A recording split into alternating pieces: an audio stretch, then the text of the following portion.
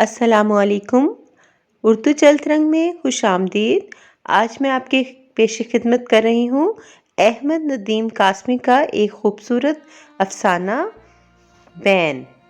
بس کچھ ایسا ہی موسم تھا میری بچی جب تم 16-17 سال پہلے میری گود میں آئی تھیں۔ بقائن کے اودے اودے پھول اسی طرح مہک رہے تھے اور بیریوں پر گلہریاں تنے سے چوٹی تک اسی طرح بھاگی پھرتی تھیں، اور ایسی ہوا چل رہی تھی جیسے صدیوں کے سوکھے کواڑوں سے بھی کونپلیں پھوٹ نکلیں گی۔ جب تم میری گود میں آئی تھیں تو دیے کی کالی پیلی روشنی میں اونگتا ہوا کوٹھا چمکنے سا لگا تھا، اور دائیا نے کہا تھا کہ ہائے ری، اس چھوکری کے تو انگ انگ میں جگنو ٹکے ہوئے ہیں۔ اس وقت میں نے بھی درد کے خمار میں اپنے جسم کے اس ٹکڑے کو دیکھا تھا، اور مجھے تو یاد نہیں، پر دائیا نے بعد میں مجھے بتایا تھا کہ میں مسکرا کر تمہارے چہرے کی دمک میں اپنے ہاتھوں کی لکیروں کو یوں دیکھنے لگی تھی جیسے کوئی خط پڑھتا ہے۔ اگلی رات جب تمہارے بابا نے موقع پا کر تمہیں دیکھا تھا تو اداس ہو گیا تھا، اور میں نے کہا تھا تم تو کہتے تھے بیٹا ہو یا بیٹی سب خدا کی دین ہے، پھر اب کیوں منہ لٹکا لیا ہے؟ اور اس نے کہا تھا تو نہیں جانتی نہ بھولی عورت، تو ماں ہے نا، تو کیسے جانے کہ خدا اتنی خوبصورت لڑکیاں صرف ایسے بندوں کو دیتا ہے جن سے وہ بہت خفا ہوتا ہے۔ اس وقت میرا جی چاہا تھا کہ میں تمہارے بابا کی آنکھیں اس کی کھوپڑی میں سے نکال کر باداموں کی طرح توڑ دوں، کیونکہ میری جان وہ تو تمہیں اس طرح دیکھ رہا تھا جیسے چڑیا سانپ کو دیکھتی ہے۔ وہ تمہاری خوبصورتی دیکھ کر ڈر گیا تھا، اور پھر اس نے اپنی عمر کے 16-17 سال تم سے ڈرتے ڈرتے گزار دیے۔ وہ اب بھی ڈرا اور سہما ہوا باہر گلی میں بچھی ہوئی چٹائیوں پر لوگوں میں گھرا بیٹھا ہے، اور آسمان کو یوں دیکھ رہا ہے جیسے کوئی اس کی طرف آ رہا ہے۔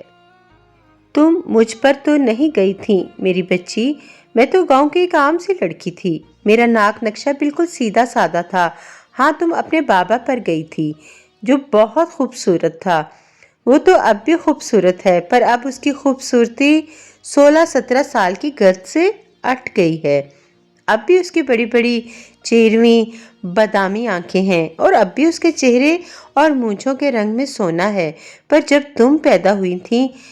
تو وہ بالکل مورت تھا۔ تم آئیں تو وہ ڈر گیا تھا، مگر اس ڈر نے اس کی شکل نہیں بدلی، بس ذرا سی بجھا دی۔ تمہارے آنے کے بعد اس کے موتیوں کے سے دانت بہت کم دیکھے، اس کے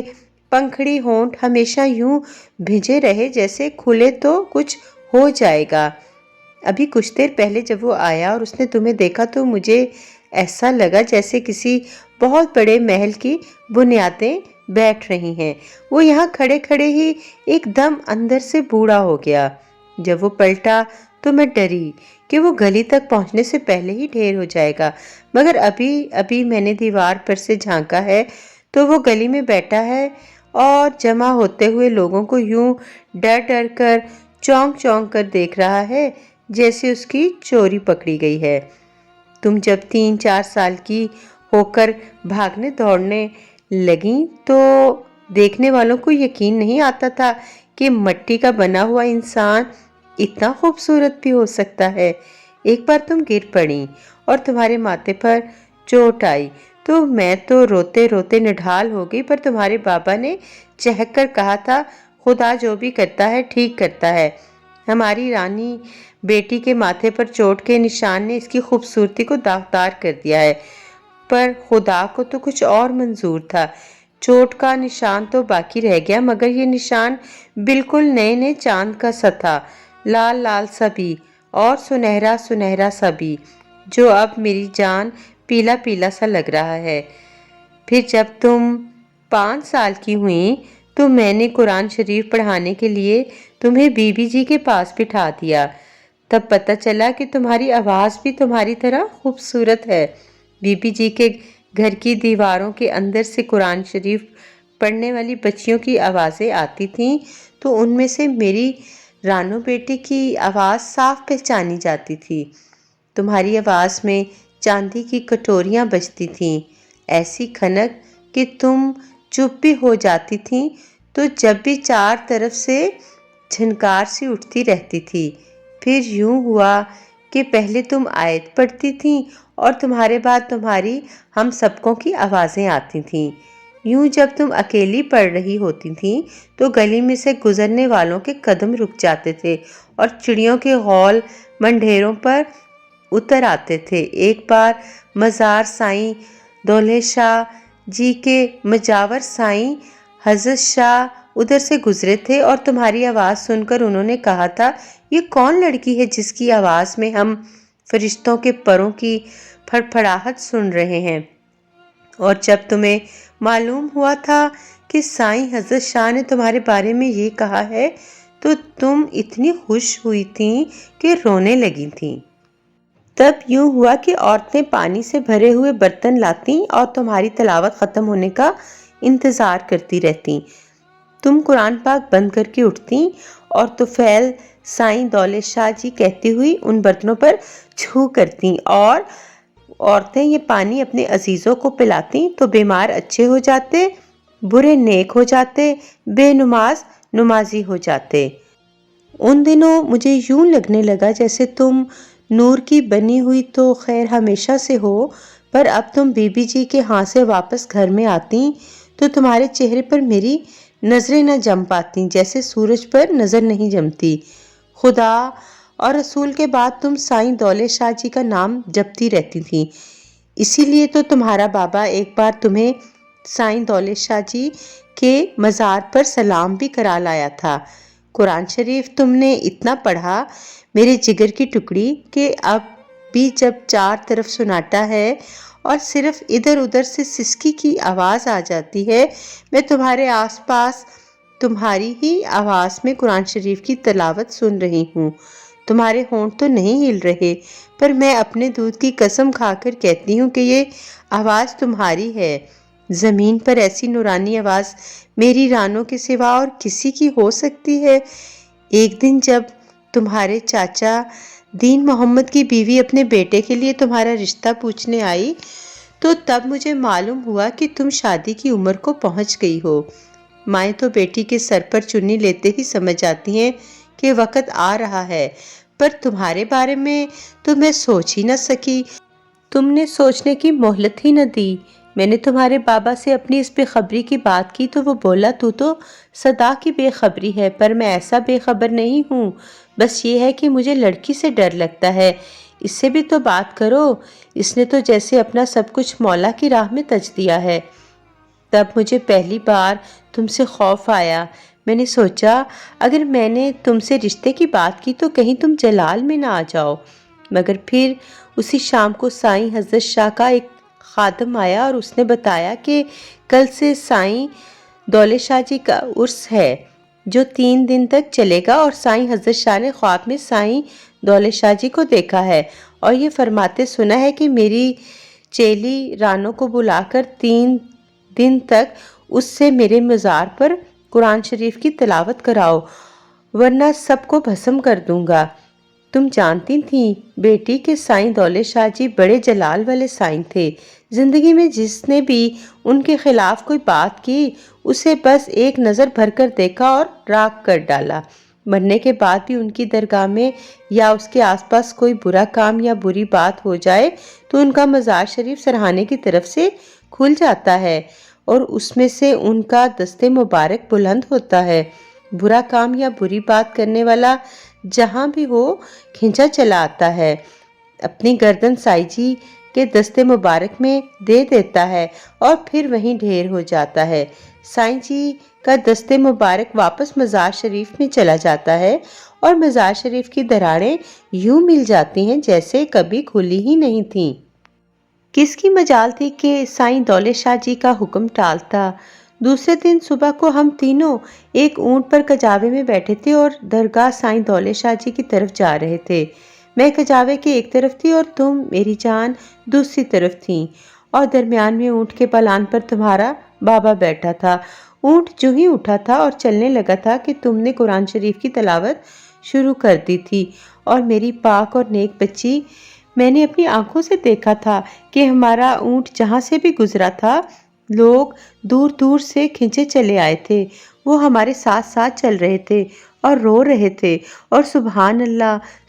اللہ کہہ رہے تھے، اور کجاوے کے اوپر چڑیوں اور ابابیلوں اور کبوتروں کے جھنڈ آتے تھے اور غوطہ لگا کر جیسے میری بچی کی آواز کا شربت پی کر ناچتے تیرتے ہوئے دور نکل جاتے تھے۔ اور میں سوچتی تھی کہ یہ ہم گنہگاروں کی کس نیکی کا بدلہ ہے کہ خدا نے ہمیں ایسی بیٹی بخشی ہے جو زمین پر قرآن شریف کی تلاوت کرتی ہے تو اس کی آواز آسمان تک جاتی ہے۔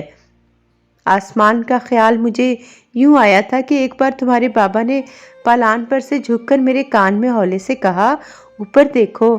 یہ کیسے نورانی پرندے ہیں جو ہمارے ساتھ ساتھ اڑ رہے ہیں۔ میں نے ان علاقوں میں ایسا پرندہ کبھی نہیں دیکھا کہ ان کے پروں میں ستارے چمکتے ہوں۔ یہ تو آسمان سے اتر کر آنے والے فرشتے معلوم ہوتے ہیں۔ اور میری آنکھوں کا نور بچی، میں تمہاری جاہل ماں بھی قسم کھا کر کہہ سکتی ہوں کہ وہ فرشتے ہی تھے، کچھ ایسے جیسے ننھے منھے بچوں کے پر لگ گئے ہوں اور وہ ہوا میں ہمکتے پھرتے ہوں۔ وہ میری پہنچی ہوئی بیٹی سے تلاوت سننے آئے تھے۔ پھر جب درگاہ سائیں دولت شاہ جی کے پاس ہمارا اونٹ بیٹھا تھا تو جیسے تم بھول گئی تھی کہ تمہارے ساتھ تمہارے ماں باپ بھی ہیں، تم مزار شریف کی طرف یوں کھینچی چلی گئی تھی جیسے سائیں دولت شاہ جی تمہاری انگلی پکڑ کر تمہیں اپنے گھر لیے جا رہے ہوں۔ مزار شریف کو بوسہ دے کر اور اس کے ایک طرف بیٹھ کر تم نے قرآن شریف کی تلاوت شروع کر دی، اور تمہاری آواز کی مٹھاس چکھنے کے لیے عرس پر آنے والے لوگ مزار شریف پر ٹوٹ پڑے تھے۔ ہم دونوں نے مزار شریف کو اپنی پوروں سے چھوا اور پھر اپنی پوریں چوم لیں۔ پھر ہم سائیں حضرت شاہ کی خدمت میں ان کے زانوؤں کو چھونے اور دست مبارک کو چومنے پہنچے تھے، اور انہوں نے فرمایا تھا، اپنی بیٹی کو سائیں جی کے قدموں میں بٹھا کر اپنے اگلے پچھلے گناہ معاف کرا لیے ہیں، تم انشاءاللہ جنتی ہو۔ یہ سن کر خوشی سے ہماری سانسیں پھول گئی تھیں۔ پھر میں نے اندر جا کر بیویوں کو سلام کیا تھا اور تمہیں میری جان سائیں دولت شاہ جی اور سائیں حضرت شاہ اور ان کے گھرانے کی بیویوں کی امانت میں دیکھ کر ہم دونوں یہ کہہ کر واپس آ گئے تھے کہ عرس کے 3 دن گزرنے کے بعد اگلے روز ہم اپنی نعمت کو لینے حاضر ہو جائیں گے جو خدا نے اور اس کے حبیب پاک صلی اللہ علیہ وآلہ وسلم نے ہم غریبوں گنہگاروں کو ہماری کسی سیدھی سادی نیکی سے خوش ہو کر بخشی ہے۔ اے میری بچی، اے میرے جگر کی ٹکڑی، اے میری صاف ستھری رانو بیٹی، پھر جب 3 دنوں کے بعد ہم دونوں سائیں دولت شاہ جی کے مزار شریف پر گئے تھے تو تم وہیں بیٹھی تھیں جہاں ہم تمہیں بٹھا گئے تھے، مگر کیا یہ تم ہی تھیں؟ تمہاری آنکھوں کی پتلیاں پھیل گئی تھیں، تمہارے ہونٹوں پر جمے ہوئے خون کی پپڑیاں تھیں، تمہارے بال الجھ رہے تھے، چادر تمہارے سر سے اتر گئی تھی، مگر اپنے بابا کو دیکھ کر بھی تمہیں اپنا سر ڈھانپنے کا خیال نہیں آیا تھا، تمہارا رنگ مٹی مٹی ہو رہا تھا اور ہمیں دیکھتے ہی تم چلا پڑی تھی، مجھ سے دور رہو بابا، میرے پاس نہ آنا اماں، میں اب یہیں رہوں گی، میں اس وقت تک یہیں رہوں گی جب تک سائیں دولت شاہ جی کا مزار شریف نہیں کھلتا اور اس میں سے ان کا دست مبارک نہیں نکلتا، جب تک فیصلہ نہیں ہوتا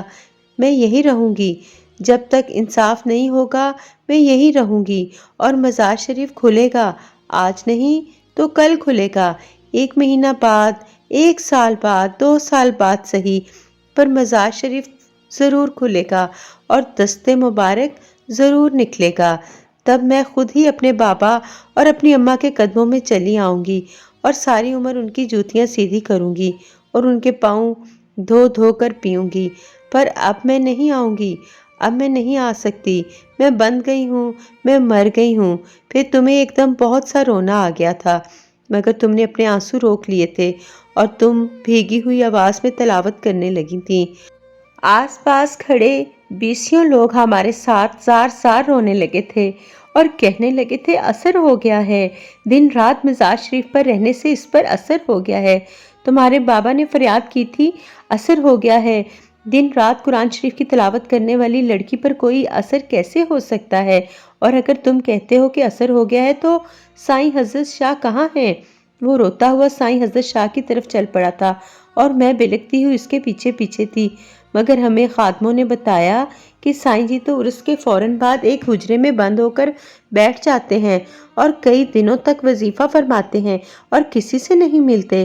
پھر میں نے اندر بیبیوں کے پاس جانا تھا، مگر بڑے دروازے پر خادماؤں نے بتایا تھا کہ رانوں کی حالت سے بیبیاں پہلے ہی بہت پریشان ہیں اور انہیں اور زیادہ پریشان کرنا گناہ ہے۔ ہم پھر لپک کر مزار شریف کی طرف گئے تھے، مگر اب کہ میری بچی تم نے ہمیں دیکھا تو تمہیں جلال آ گیا تھا اور تم نے اتنے زور سے چیخ کر کہا تھا کہ تم چلے کیوں نہیں گئے کہ مجھے یقین نہیں آیا تھا کہ یہ چیخ اس حلق سے نکلی ہے جس نے تلاوت کے سوا کبھی کچھ کیا ہی نہیں۔ ہم اجڑے پجڑے ماں باپ مزار شریف سے ایک طرف ہٹ کر بیٹھ گئے تھے اور رو رہے تھے، اور لوگ ہمیں روتا دیکھ کر رو رہے تھے کہ سائیں حضرت شاہ کا خاص خادم آیا تھا۔ اس نے بتایا تھا کہ سائیں جی کو بھی رانوں کی اس حالت کا بڑا دکھ تھا، اور انہوں نے فرمایا تھا کہ یہ لڑکی اچانک جن بھوت کے قبضے میں چلی گئی ہے، اور سائیں حضرت شاہ ایک خاص وظیفہ فرما رہے ہیں کہ جن اترے تو اس امانت کو اس کے ماں باپ تک پہنچایا جائے۔ پھر حکم ہوا کہ تم جاؤ اور رانوں کو درگاہ شریف کی نگرانی میں رہنے دو۔ اب تم جاؤ، ہمارے سروں پر تمہاری آواز آئی تھی اور ہم نے سر اٹھا کر دیکھا تھا کہ تمہاری آنکھیں تالابوں کی طرح بھری ہوئی تھیں۔ اب تم جاؤ میرے بابا، جاؤ میری اماں، اب تم جاؤ، مزار شریف ضرور کھلے گا، دست مبارک ضرور نکلے گا، فیصلہ ضرور ہوگا، فیصلہ ہو جائے گا تو میں سیدھی تمہارے پاس پہنچوں گی، سائیں دولت شاہ جی خود مجھے تمہارے پاس چھوڑ جائیں گے، اب تم جاؤ۔ یہ کہہ کر تم مزار شریف کی طرف پلٹ گئی تھیں، اور تم چلتے ہوئے یوں ڈول رہی تھی جیسے کٹی ہوئی پتنگ ڈولتی ہے۔ میں تم پر سے صدقے جاؤں میری بیٹی، ہم تمہارے ماں باپ اس کے بعد بھی بار بار تمہارے پاس پہنچے، مگر اب تو تم ہمیں پہچانتی بھی نہیں تھیں۔ ہم تمہیں پکارتے تھے تو تم ہماری طرف یوں خالی خالی آنکھوں سے دیکھتی تھیں جیسے حیران ہو رہی ہو کہ یہ آواز کدھر سے آئی ہے۔ تمہارا رنگ خاکستری ہو گیا تھا، تمہارے ہونٹ اکڑ کر پھٹ گئے تھے، تمہارے بالوں میں گرد تھی اور تنکے تھے اور ٹوٹے ہوئے خشک پتے تھے۔ ایک بار جب ہم تمہارے لیے کپڑوں کا نیا جوڑا لے کر گئے اور ہم نے یہ کپڑے تمہارے سامنے رکھ دیے تو تم یہ کپڑے ہاتھ میں لے کر اٹھیں اور ایک طرف چل پڑیں، تمہارا ایک بھی قدم سیدھا نہیں اٹھتا تھا۔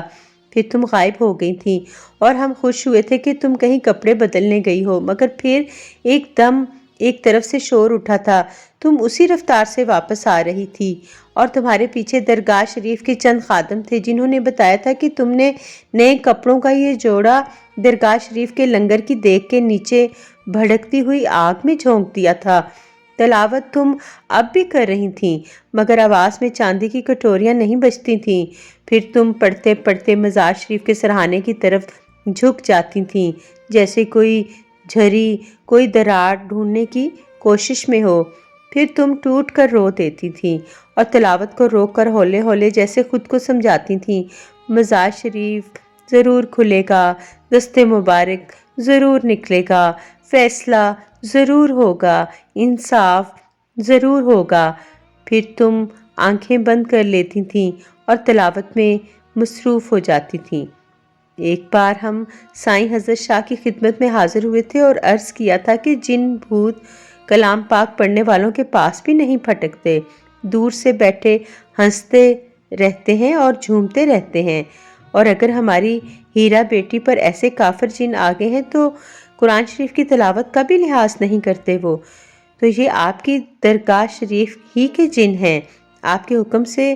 اتر جائیں گے، خدا کے نام پر، رسول پاک صلی اللہ علیہ وآلہ وسلم کے نام پر، پیر دستگیر کے نام پر، سائیں دولت شاہ جی کے نام پر ہمارے ساتھ مزار شریف پر چلیے اور یہ جن اتاریے۔ اور سائیں حضرت شاہ نے فرمایا تھا کہ ہم جن تو اتار دیتے، مگر تم نے ٹھیک کہا، یہ کوئی بڑا کافر جن ہے، اور کافر جن ہمارے قبضے میں نہیں ہیں۔ ہم یہاں دعا کر رہے ہیں، تم گھر جا کر دعا کرو، ہمارا وظیفہ جاری رہے گا۔ جب ہم ٹوٹے پھوٹے واپس آ رہے تھے تو بیبیوں کی ایک بوڑھی خادمہ نے مجھے ایک طرف لے جا کر بتایا تھا کہ عرس کے تیسرے دن سائیں حضرت شاہ مزار کی طرف آئے تھے تو تمہاری بدنصیب بیٹی نے مزار شریف پر سے گول گول لہریے پتھر اٹھا کر جھولی میں بھر لیے تھے اور چیخ چیخ کر کہا تھا کہ سائیں مزار شریف سے دست مبارک تو جب نکلے گا، اگر تم ایک قدم بھی آگے بڑھے تو میں سائیں دولت شاہ جی کے دیے ہوئے ان پتھروں سے تمہارا ناس کر دوں گی۔ خادم تمہاری بیٹی کو پکڑ کر مارنے پیٹنے کے لیے آگے بڑھے تھے تو سائیں جی نے انہیں روک کر کہا تھا کہ نادانو، یہ لڑکی نہیں بول رہی ہے، اس کے اندر کا کافر جن بول رہا ہے۔ جب تک یہ مزار شریف پر قابض ہے، ہمیں اور ہمارے خاندان کہ کسی مرد عورت کو ادھر نہیں آنا چاہیے، ورنہ کیا خبر یہ جن کیا کر بیٹھے۔ پھر رات درگاہ شریف کا ایک خادم آیا کہ تمہاری بیٹی بلا رہی ہے، پر راتوں رات گرتے پڑتے وہاں پہنچے تو تم مزار شریف کی پائنتی لیٹی ہوئی تھی۔